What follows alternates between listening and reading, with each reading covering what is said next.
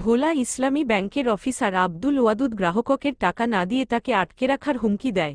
গ্রাহক হয়রানির বিষয়ে সাংবাদিকরা তথ্য চাইলে আব্দুল ওয়াদুদ সাংবাদিকদের সাথে অশোভন আচরণ করেন। একজন ব্যাংক কর্মকর্তার এই ধরনের আচরণ কখনো কাম্য নয়। সাংবাদিক সম্মেলন করবেন, সাংবাদিক সম্মেলন করবো না আমি। আপনি কোন ওয়েতে আমার টাকা আটকে রাখেন? আপনি ব্যাংকের বইয়ে আছে, ওখানে কোন ওয়ে আছে? আমরা লিখিত দেন আমাকে একটা, যে কি কোন কারণে আমরা সাংবাদিক সম্মেলন। আপনি জিডি করেন, আপনি কেস করেন, আপনি বাংলাদেশ ব্যাংকে যান, আমরা বাংলাদেশ ব্যাংকের রিকগনাইজ প্রতিষ্ঠান, আমরা এটা ফেস করব। আপনি দেখি কি করতে পারেন, করেন দেখি, যান।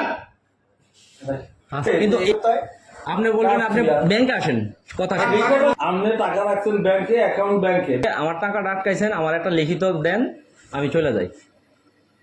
আপনি ওই জায়গায় ধরছেন, একবার আইতে দেখে দেখে আপনি লোকজন ধরছেন না, আপনি মাস্তান ধরছেন না, যেভাবে উত্তেজিত হয় এটা ব্যাংকের ভিতরে উত্তেজিত হয়। আমার সামনে বসার কথা হচ্ছে, আমার তো ক্ষতিগ্রস্ত হচ্ছে স্যার। আমি 1 লাখ টাকা আজকে পাঠাইতে পারতেছি না। আমি বলছি 1 লাখ টাকা আমার চেকটা পাস করে দেন। আপনারা একবার বলেন কাউসারের সমস্যা, একবার বলেন জুবা এন্টারপ্রাইজের সমস্যা। আরে আমি 8%, আমি একজন ব্যাংকের কেলান, আমি ব্যাংকের কেলান, আমার তো সমস্যা না। আনলিগেলি কিছু করতে পারবে না, তাই না?